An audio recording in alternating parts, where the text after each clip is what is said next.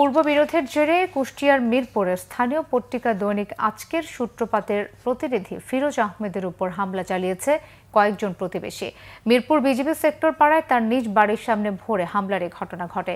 স্বজনদের অভিযোগ, গেল 2 সপ্তাহ আগে সাংবাদিক ফিরোজ আহমেদের নাতি, ছেলে ও একই এলাকার প্রতিবেশী মিলনের ছেলে খেলাধুলা করার সময় তাদের মধ্যে হাতাহাতি হয়।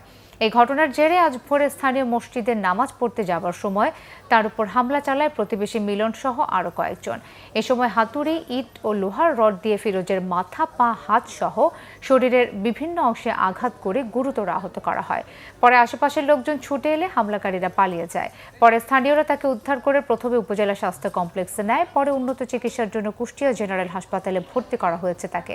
তিনি এখনও আশঙ্কামুক্ত নন বলে জানিয়েছেন চিকিৎসকরা। এই ঘটনার পর থেকে অভিযুক্ত মিলন সহ তার পরিবারের লোকজন পলাতক রয়েছে। বিষয়টি তদন্ত করে শীঘ্রই অভিযুক্তদের আইনের আওতায় আনা হবে বলে জানিয়েছে পুলিশ।